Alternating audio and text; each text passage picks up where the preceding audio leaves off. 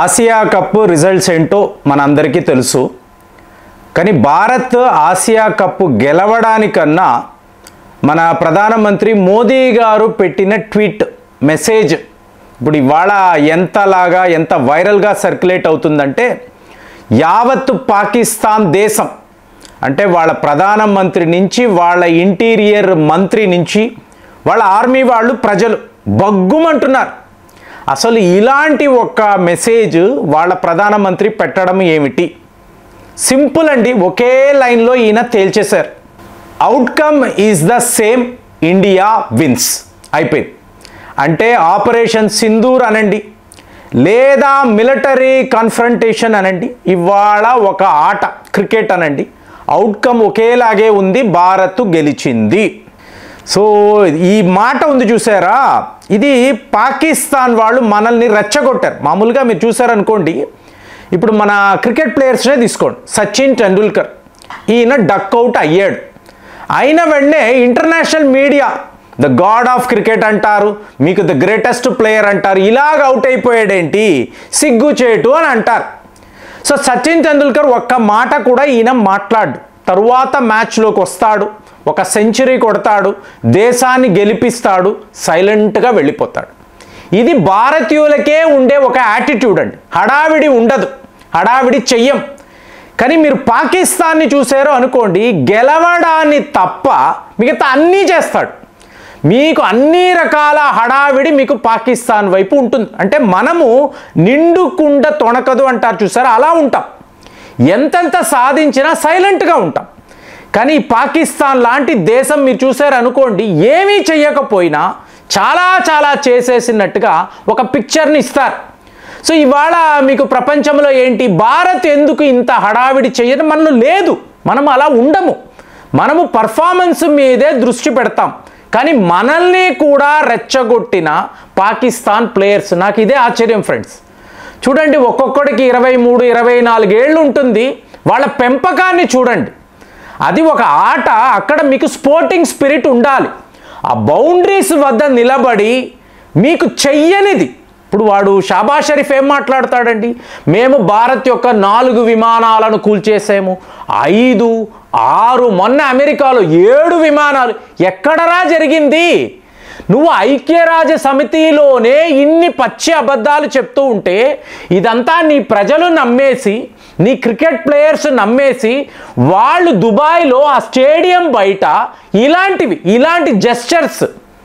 So దాంతో మనకు తిక్క రేగింది. అప్పటి వరకు అంతా మామూలుగానే ఉందండి. దాంతో ఒక్కసారిగా మనకు తిక్క రేగి మనము చేయడం మొదలు పెడితే ఎలా ఉంటుందో అందరూ చూశారు. జైశంకర్ గారు అమెరికాలో కూర్చొని బ్రిక్స్ సబ్మిట్, ఇక్కడ మీటింగ్ పెడతామురా, ట్రంప్ నువ్వు ఏం చెయ్యగలవు అలా ఉంటుంది. మనము తిరగబడ్డాము అంటే ప్రపంచము తట్టుకోలేదు. ఈ పరిస్థితిలో బూమ్రా యొక్క ఒకే ఒక జెస్చర్ సింపుల్గా ఇలా అన్నాడండి. అర్థము ఏమిటి, ఒరే మీ మీద మేము బ్రహ్మోస్ వాడేము, ఇవాళ బూమ్రాస్ బ్రహ్మోస్. సో తుక్కయింది. 11 ఎయిర్ బేసులు, 11 పాకిస్తాన్ ప్లేయర్స్ 11 ఎయిర్ బేసులతో సమానం. మా బ్రహ్మోస్ని మేము వాడి నీకు జవాబు చెప్పాము. ఇదే బూమ్రా ఇలా అనడం. సో ఇక్కడ నుంచి మనలో ఎక్కడ లేని ఆవేశం వచ్చింది. ఒక్కసారిగా మన వాళ్ళు ఇప్పుడు మ్యాచ్ బిగినింగ్ నుంచే మీరు చూసారనుకోండి, సూర్యకుమార్ యాదవ్ రవిశాస్త్రి గారితో మాట్లాడడము, అలాగే పాకిస్తాన్ యొక్క క్రికెట్ కెప్టెన్ వకార్ యూనిస్తో మాట్లాడడం. మనము షేక్ హ్యాండ్ ఇవ్వము, పాకిస్తాన్ అధికారులతో మాట్లాడము, వచ్చాము క్రికెట్ ఆడతాము వెళ్ళిపోతాం. దాంతో ఒకవేళ భారత్ ఆసియా కప్ను గెలుచుకుంటే పాకిస్తాన్ యొక్క, వాళ్ళు కదా హోస్ట్, పాకిస్తాన్ యొక్క క్రికెట్ బోర్డు యొక్క చీఫ్, ఇతని చేతుల మీదుగా మేము ట్రోఫీ తీసుకోము ముందే నిర్ణయించాం. బీసీసీఐ చెప్పింది, అలాగే మన ప్లేయర్స్ కూడా సరిగ్గా ఎలా అనుకున్నామో అలాగే చేసాం. ఇది పాకిస్తాన్ వాడు తమని అవమానిస్తున్నాడు. నువ్వు చేస్తున్నావు కదా, నువ్వు చేస్తున్నప్పుడేమో ఒక న్యాయము, అదే మేం చేస్తాం అంటే మనము చాలా సభ్య సమాజము కదండి. కాబట్టి మనము ఇలా వ్యవహరించడం వాళ్ళు తట్టుకోలేరు. వాళ్ళ అంతే, వాళ్ళ బుద్ధి అంతే, వాళ్ళ యొక్క విధానమే అంతే. మనం అలా కాదు కదా. సో ఇవాళ మనం తిరగబడడంతో ఇప్పుడు ఈ మొహసిన్ నఖ్వీ అనేవాడు ఏం చేశాడండి? ఇతను ఒక్క పాకిస్తాన్ క్రికెట్ బోర్డు యొక్క చీఫ్ మాత్రమే కాదండి, వాళ్ళ ఇంటీరియర్ మినిస్టర్, ఒక మంత్రి. వాడి బుద్ధి చూడండి. ఆ ట్రాఫీని తీసుకుని వెళ్ళిపోయాడు. ఎలాగో మీరు తీసుకోరు కదా, సో మా చేతుల మీదుగా తీసుకోనప్పుడు మేమెందుకు ఈ ట్రాఫీని ఇక్కడ ఉంచడం అని తీసుకుని వెళ్ళిపోయాడు. సో దాంతో నాకేమనిపించిందో చెప్పమంటారా? ఇప్పుడు ఈ వరుణ్ చక్రవర్తి అనే ప్లేయర్ ఉన్నాడు.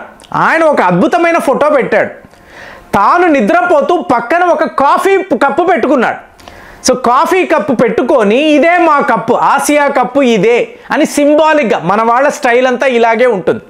అలాగే మన ప్లేయర్స్ని చూసారనుకోండి, లేని ఒక ట్రాఫీ చేతిలో ఉన్నట్టుగా దానిని మనం లిఫ్ట్ చేస్తున్నట్టుగా సెలబ్రేషన్స్. అదే సరదాగా మీరు ఈ కాఫీ కప్పులను తెచ్చుకొని ప్రపంచమంతా చూస్తున్నప్పుడు, అంటే ఈ పాకిస్తాన్ మంత్రి వీడి ట్రాఫీని తీసుకొని పారిపోయాడండి. సో మాకు వాళ్ళు ఇచ్చింది కాఫీ కప్పులే, ఈ కాఫీ కప్పులను పెట్టుకొని మేము ఆసియా కప్పు గెలిచిన సెలబ్రేషన్స్లో పాలు పంచుకుంటున్నాము అని ఒక పని చేసి ఒక ఈవెంట్లో ఇలాంటి పండుగ వాతావరణాన్ని క్రియేట్ చేసుంటే అప్పుడు ఎలా ఉండేది? అంటే మనము కాఫీ కప్పుని, ఆసియా కప్పు అనేది మాకు కాఫీ కప్పుతో సమానము, ఇంత పెద్ద విషయాన్ని మనం బయట పెట్టేవాళ్ళం. ఎంత అద్భుతంగా ఉండేదో చూడండి. నాకైతే అలాగే అనిపించింది. ఇక చూసారనుకోండి, ఆ పాకిస్తాన్ ప్లేయర్స్ దొంగ బుద్ధులు, చెడు బుద్ధి, ఎక్కడా సరిగ్గా వీళ్ళని ఎవరు పెంచలేదు, మంచి అనేది నేర్పించలేదు. వాళ్ళ నరాలలో చెడువే ఉంది. ఈవిల్ ఫోర్సెస్ వీళ్ళని అనడానికి వాళ్ళ బిహేవియర్ని చూసారంటే అర్థమవుతుంది. కానీ ఇక్కడ చూడండి, సూర్యకుమార్ యాదవ్ అనబడే వ్యక్తి ఒకే ఒక మాట అన్నాడు, ఈ టోర్నమెంట్లో నేను సంపాదించిన ప్రతి ఒక్క రూపాయి కూడా నేను ఇండియన్ ఆర్మీకి ఇస్తున్నాను. పహల్గామ్ దాడుల్లో ఎవరైతే ప్రాణాలు పోగొట్టుకున్నారో వాళ్ళ కుటుంబాలకు ఇందులో నుంచి మీరు విరాళాలు ఇవ్వండి, నా డబ్బుని ఇలా వాడండి అని చెప్పి ఓపెన్గా. అంటే మీకు ఆ ఏజ్ గ్రూప్ని చూసినప్పుడు మన ప్లేయర్స్ యొక్క మైండ్ సెట్, మెంటాలిటీ, అదే పాకిస్తాన్ వాళ్ళ ప్లేయర్స్ యొక్క యాటిట్యూడ్ చూసారనుకోండి, మంచి ఏంటి చెడు ఏంటి, గుడ్ వర్సెస్ ఈవిల్ క్లియర్గా అక్కడ కనిపిస్తుంది. తరువాత అతను ఒక మాట అంటాడు, ఈ ఆసియా కప్ ఏముందండి, బోడి ఆసియా కప్, పాకిస్తాన్ వాడు మాకు ఇవ్వడం ఏమిటి? మా నిజమైన కప్పులు మా డ్రెస్సింగ్ రూమ్లో అక్కడ కనిపిస్తున్నాయి నాకు. మా కోచ్ ఇతను ఒక ఆసియా కప్, అలాగే మా సపోర్టింగ్ స్టాఫ్ ప్రతి ఒక్కరు కూడా 14 ప్లేయర్స్ వీళ్ళందరూ కూడా నా కప్స్, నా ఆసియా కప్స్, వాళ్ళు నాతో ఉన్నప్పుడు బోడి ఈ కప్పు ఏంటి, పాకిస్తాన్ వాడు మాకు ఇవ్వడం ఏమిటంటే, మీరు ఆ ప్లేయర్స్లో ఉండే ఆ దేశభక్తిని గమనించారు అనుకోండి, నాకైతే అసాధారణంగా అనిపించింది. 9 సార్లు ఆసియా కప్పును మనం గెలుచుకున్నాము. సో అలాంటప్పుడు మన యాటిట్యూడ్ను గమనించారు. అది యంగ్ ప్లేయర్స్, పెద్ద వాళ్ళు లేరు కదండి. అప్పట్లో అయితే కపిల్ దేవ్ గారు, సునీల్ గవాస్కర్ లాంటి వాళ్ళు ఉండేవాళ్ళు, తరువాత మహేందర్ సింగ్ ధోని గారు. సో రియల్గా గ్రేట్ లీడర్స్ వీళ్ళు. కానీ ఇక్కడ మీకు యంగ్ ప్లేయర్స్, వీళ్ళలో కూడా సరిగ్గా అలాంటి ఒక యాటిట్యూడ్, అది మీరు గమనించారు అనుకోండి, మా ఈ గెలుపు యావత్ భారత్, ముఖ్యంగా ఇండియన్ ఆర్మీని చూశారనుకోండి, ఆ వీడియోస్ చూడాలి. ఎలాంటి ఒక సెలబ్రేషన్స్ అంటే, ఆపరేషన్ సింధూర్లో మనం విజయం సాధించిన తరువాత ఎలాగ పండుగ చేసుకున్నామో, ఇవాళ ఆసియా కప్పును గెలుచుకున్న తరువాత కూడా సరిగ్గా అలాంటి వాతావరణం దుబాయ్లో స్టేడియంలో, అలాగే మీకు యావత్ భారత్లో కూడా ఇట్లాంటి ఒక సెలబ్రేషన్స్ చాలా అద్భుతంగా అనిపించింది. కానీ పాకిస్తాన్ వాళ్ళ ప్రధానమంత్రి నుంచి వాళ్ళ ఆర్మీ చీఫ్, ఆఖరికి వాళ్ళ ప్లేయర్స్, వాళ్ళ మంత్రుల తీరును కూడా చూశారనుకోండి, ఎప్పుడూ ఎందులోనూ గెలవము, కానీ హడావిడి మాత్రం చాలా చేస్తాము అని చెప్పి తెగ షో చేశారు. కానీ నిజము ఏమిటి? పాకిస్తాన్ ఈ మ్యాచ్లో ఓడిపోయింది. ఆసియా కప్లో వాళ్ళు రన్నర్స్ మాత్రమే, the winners Indian cricket team. దీనిని ఎవడైనా మార్చగలడా? దీనిని కూడా అబద్ధంగా పాకిస్తాన్ ప్రచారం చేస్తే అది వాళ్ళ బుద్ధి, అలాంటి ఒక చెత్త బుద్ధి అని మనం అనుకోవాలి. మరి ఈ సంఘటన ఎన్నో ఇన్సిడెంట్స్ జరిగాయి, దీనిని మీరు గమనించారా? మీరు ఏం ఆలోచించారు? కామెంట్స్లో రాయండి. మళ్ళీ వచ్చే వీడియోలో కలుద్దాం.